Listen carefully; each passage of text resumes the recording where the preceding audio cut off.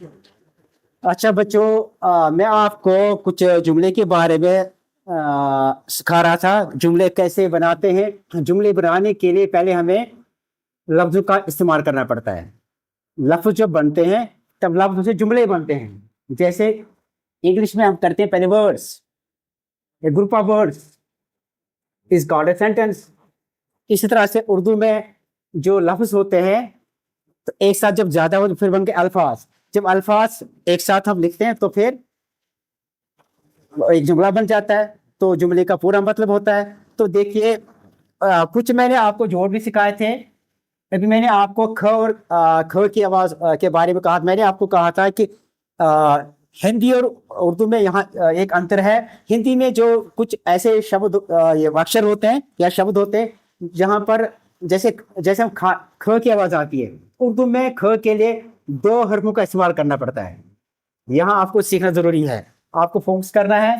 तो फिर देखिए आप, जैसे फिर से लिखता हूं मैं, जैसे आप लिखता हूं मैं, जैसे मैंने घ लिखा था, गाफ और दो चश्म। इसको फिर से मैं आपको फिर से दोहराता हूँ, रिपीट करता हूँ, इसको समझिए अच्छी तरह, इसका फोकस कीजिए और उसको अच्छी तरह से सीखिए। गाफ दो चश्म मैंने आपको दिखाया था, जब इसको जोड़ते हैं गाफ और दो चश्म बन गया घ।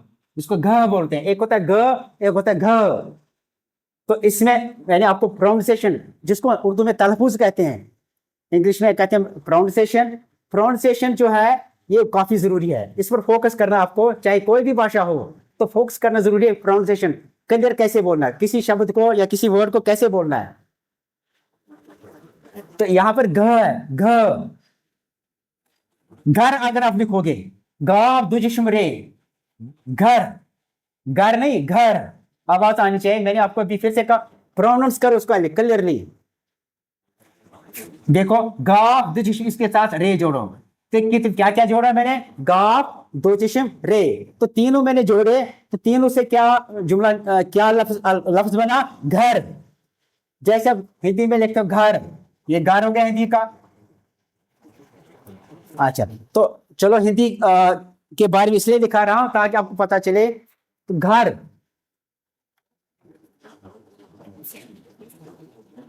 बार आगे लिखेंगे। कुछ ऐसे भी हम जुमले लफ्ज बनाएंगे जिनका मतलब नहीं होगा, लेकिन आपको उसको सीखना बहुत जरूरी है। जैसे लिखेंगे हम बार, बे, देखिए मैंने, बे दो जिस्म रे, बार। बार गए। आप देखो कैसे लिखेंगे इसको, इसको कैसे लिखते हैं। बे ऐसे, देख ध्यान से देखिए कैसे बे लिखना है। एक बे ऐसा होता है, मतलब छोटे हरूफ में बे जो होता है एक ऐसा होता है, जैसे मैंने आपको शुरू में सिखाया था ऐसे। दूसरा होता है ऐसे। ये वाला बे जो है, ये इसके साथ जब अलिफ जोड़ेंगे, ये जो बे है दूसरा, इसके साथ दो चश्मे जोड़ते हैं, बे हेरे भर। कैसे लिखेंगे, ध्यान से देखिए, बे दो जिस्म और रे, बर। जब हम रे जोड़ते हैं आगे से, तो रे जो जो बड़े हरूफ में रे लिखते हैं उसमें थोड़ा सा अंतर होता है, थोड़ा सा फर्क है। आवाज वही आती है, लिखने में थोड़ा सा फर्क होता है। बे दो जिस्म रे, भर। बर ना आगे देखो, अच्छा बर, यहां देखो, फिर लिखो आप, जैसे लिखते हो आप, लिखिए हम पानी। जैसे जैसे हम पानी लिखिए, पानी कैसे लिखते हैं, पानी, ध्यान से देखिए। पहले लिखिए पे, अलिफ नून और छोटी है, पानी, पानी। पा की आवाज अलग आती है और नी की आवाज अलग आती है। तो लिखा कैसे जाएगा, ये तो हरूफ है बड़े हरूफ, इनको हमने जोड़ना है। जोड़कर अभी इसका पानी, अभी पे अलिफ नून छोटी तो है, लेकिन इसको पानी यहां नहीं कहेंगे। वो पानी लिखने के लिए जोड़ना पड़ेगा इन चारों को, तब उसको पानी की आवाज आएगी। पानी कैसे लिखेंगे, ध्यान से देखिए, पा, पे, ये पे हो गया छोटा पे, अलिफ। फिर मैंने आपको पहले से दोहराया था मैंने आपको कि पा जो है इसमें आ की आवाज बाद में आती है, पहले नहीं आती। अगर पहले आएगी तो फिर अलिफ मध्य आएगा। अगर पे की, अगर आ की आवाज बाद में आती है तो उसमें अलिफ मध्य। पानी, नून, ध्यान से कि नून कैसे लिखते हैं, छोटा नून कहां पर, नुक्ता ऊपर आएगा, छोटी है, पानी, ये पानी। अच्छा, फिर लिखेंगे, अगर नानी लिखना हो, नून अलिफ नून और छोटी है नानी। देखो फिर से पानी, मतलब अलग अलग है, आवाज एक जैसी आती है। सिर्फ यहाँ पर ये है कि यहाँ पर पे की आवाज आ रही है और यहाँ पर नून की आवाज आ रही है। तो नानी में नून का जो है 2 बार आता है। नानी कैसे लिखेंगे?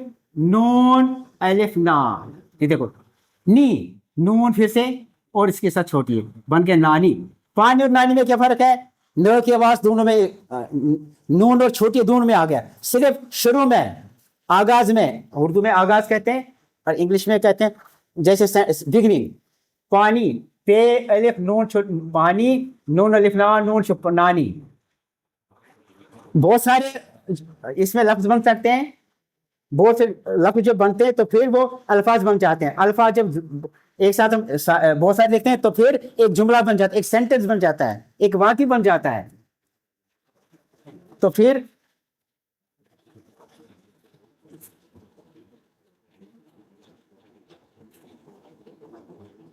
अब हम जुमले की तरफ आ जाएंगे। जुमले हम बनाएंगे, ये आपको सीखना जरूरी है।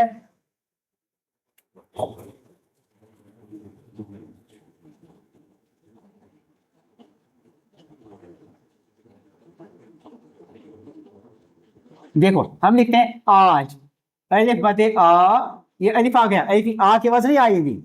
अब देखो अलिफ की आवाज अभी आ नहीं आती है, अलिफ मदे, मदे इस तरह होता है, ये बन गया आ। अब देखो अलिफ जबर आ, ये आ है। जब हम अलिफ का इस्तेमाल करते हैं तो हम इसको अलिफ बोलते हैं, लेकिन जब हम इस अलिफ को किसी तरह से जोड़ते हैं, जैसे हम कोई लफ्ज बनाते हैं, तब इस अलिफ की आवाज अलिफ नहीं रहती है, तब इस अलिफ की आवाज आ आती है। कभी आ आती है, कभी आ तब आएगी जब इसके ऊपर मदे डालेंगे, आ तब आएगी जैसे अलिफ अब देखो अब मैं अ की आवाज आ रही है।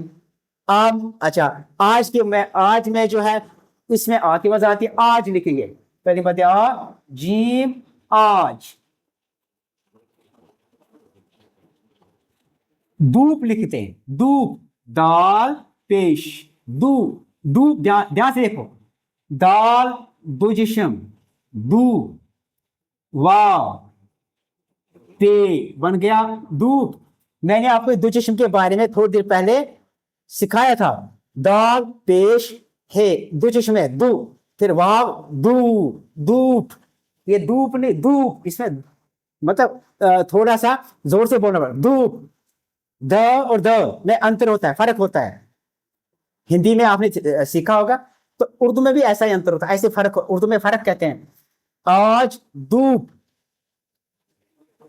तेज है, तेज कैसे लिखेंगे? ते ये और जे, देखो तेज कैसे लिखते हैं? ते बड़ी ए और जे। अब देखो इन तीन हर्फों का जोड़ जब हम करते हैं तो फिर आवाज निकलती तेज। अब ये ते तो ऐसे आ गया। ये बड़ी ए जो है, मैंने आपको छोटे हरूफ में सिखा, जो स्मॉल लेटर्स थे, छोटे हरूफ थे, उसमें मैंने आपको दिखाया था बड़ी एक कैसे लिखे, उसका छोटी में कैसे लिखते हैं। आज धूप तेज है, इंग्लिश में बोलते इट इज सनी टुडे। अच्छा, आज धूप तेज है। अच्छा, फिर लिखें अपना, ध्यान से देखो अपना। देखो इधर, जब मैंने आज लिखा तो इसमें आ की आवाज आ रही, अब मैं लिख रहा हूं अपना। अपना में आ की आवाज नहीं सुनाई देती है, अब की आवाज सुनाई देती है। अपना, अब की आवाज अलग है और ना की आवाज अलग है, लेकिन जब हम लिखेंगे तो पर एक साथ लिखेंगे। अपना, देखो पे, ये पे है, इसके साथ नून है, नून और इसके साथ अलिफ। अपना अगर आप अलग से लिखते हो, देखो मैं आपको जो अपना मैंने लिखा उसको कैसे लिखते हैं अलग अलग से।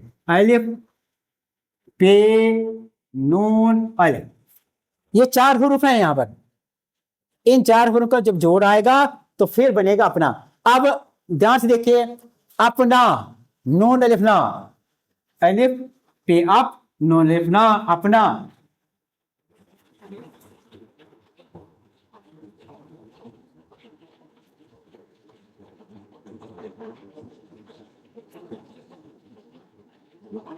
लिखिए, मैं बताता हूं आपको। इसके ऊपर हम जबर भी डाल सकते हैं, जबर भी डाल सकते हैं, कोई फर्क नहीं। लेकिन जब हम सेंटेंस बनाते हैं फिर कहानियां बनाते, फिर हम जबर की जबर कम करते, इसको लिखने की जरूरत नहीं होती। पहले पहले आपको सीखना जरूरी है अलिफ जबर आ, बाद में जबर की जरूरत नहीं होती, ये ऊपर जो ये इसकी जरूरत नहीं होती। अपना काम की फिलिप का काम करो, करो कैसे लिखेंगे, करो, कीफ रे। जब मैंने का लिखा था तो देखो कीफ ये कैसे आ गया, करो, करो रे। अब देखो करो में कर, ओ हिंदी में आप बोलते हो, उर्दू में कीफ रे वाव, क्यों, करो रे वाव रो। देखो रे के साथ आगे, रे तो आगे जुड़ गया लेकिन पीछे से नहीं जुड़ेगा, रे वाव, करो, कीफ तो पूरा आगे, करो, देखो करो, कीफ रे वाव, ये कीफ जो है आधा आ जाएगा। देखो ये तो मैंने उठाया, कीफ के साथ रे जुड़ेगा, लेकिन रे जो जुड़ता है थोड़ा सा ऐसे जैसे जिस तरह पहले में है इस तरह यहां पर नहीं आता है तो उसी करो, अपना काम करो, डू योर वर्क। अच्छा फिर लिखो अपना काम करो। अब लिखेंगे हम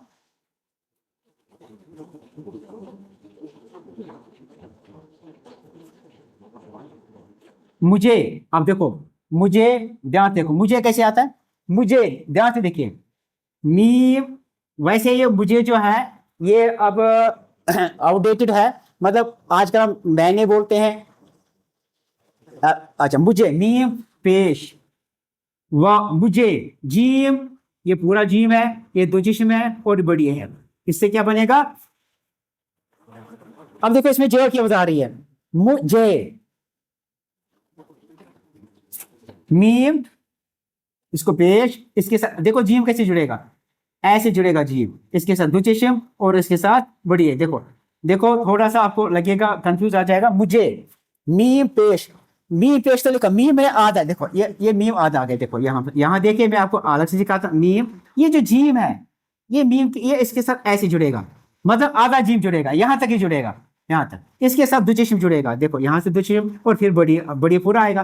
तो आपने इसमें क्या देखा, कौन आधा आ गया कौन पूरा आ गया, नीम आधा आ गया, जी भी पूरा आता है, दुचिश्म तो है पहले और बड़ी पूरा आ गया। मुझे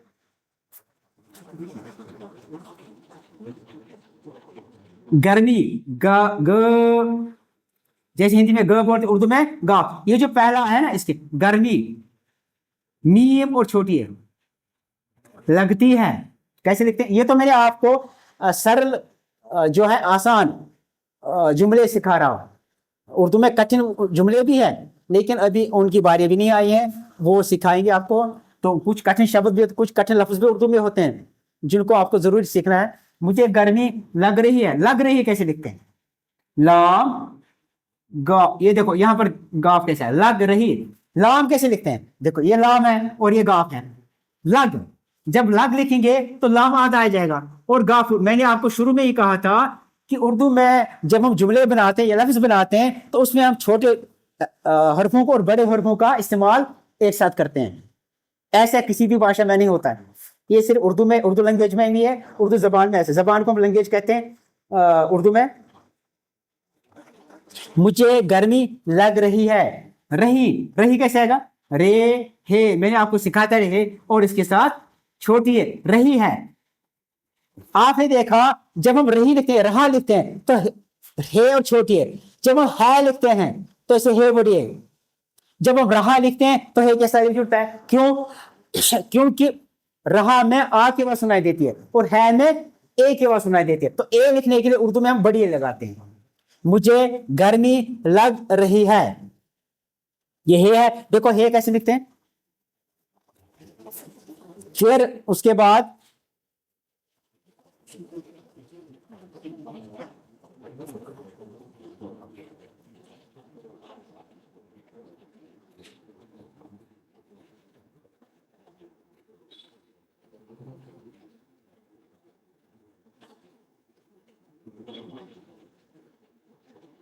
जैसे हम लिखते हैं सड़क, 3 डे की सड़क, सड़क कैसे आएगा, सीन। मैंने आपको शुरू में कहा था कि रे डे जे से जो है उर्दू में जो बड़े हरूफ हैं उनमें आगे आगे जो भी है, आगे जो हरूफ आता है वो उसके साथ नहीं जुड़ता है। जैसे यहां पर आगे कीफ आ गया। तो ये जुड़ा नहीं इसके साथ। सड़क अगर लिखोगे, देखो देखो सीन अगर आप अलग अलग से लिखोगे कैसे बनेगा, क्योंकि अल्फाबेट्स जो होते हैं ना, पहले अल्फाबेट्स होते हैं, उसके बाद हम अल्फाबेट्स को जोड़ते हैं एक साथ, तो फिर एक वर्ड बन जाता है। जब बहुत सारे वर्ड्स तो फिर इट इज कॉल्ड सेंटेंस, तो एक सेंटेंस बन जाता है। सीन, डे और की क्या बनेगा, सड़क। इनको जोड़ना है। अब इनको जोड़ते समय आपको खास क्या रखना पड़ेगा, तो छोटा हरूफ पूर्ण आएगा तो बड़ा हरूफ का छोटा हरूफ, इसमें सीन आ गया। डे जो है ये पूरा आ गया, लेकिन सीन के साथ जुड़ गया। की पूरा आ गया, जो लास्ट वाला है ये पूरा ही आ जाता है। हमेशा याद रखो, उर्दू में जो लास्ट वाला हरूफ होता है, लास्ट में जिसकी भी आवाज निकलती है वो पूरा आ जाता है। मतलब जो लास्ट वाला ये हरूफ होता है, मतलब अल्फाबेट होता है, वो पूरा आ जाता है। इट कम्स इन, ये अपनी फुल फॉर्म में आ जाता है। मुझे गर्मी लग रही है। अब देखो सड़क कैसे लिखते हैं, मैंने आपको बोला था एक सेंटेंस कैसे लिखेंगे।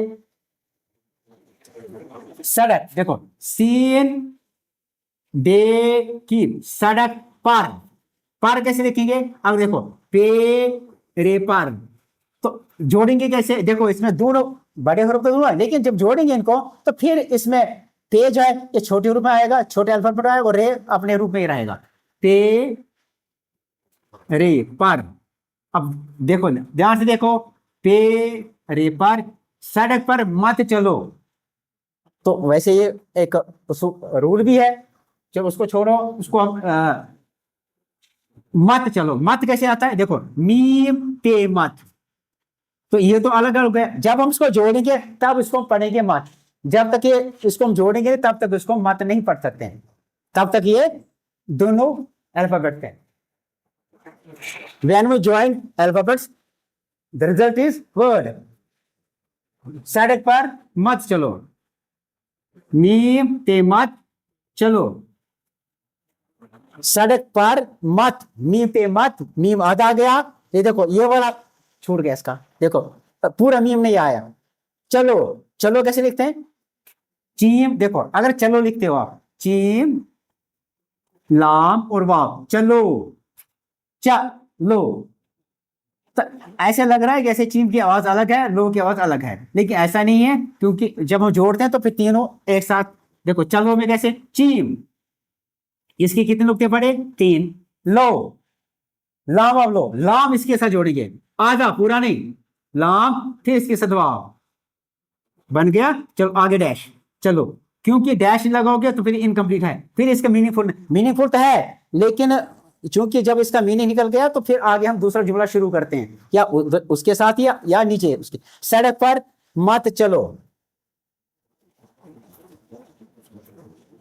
तो फिर ये मीनिंगफुल बन गया, इसका मतलब निकल गया।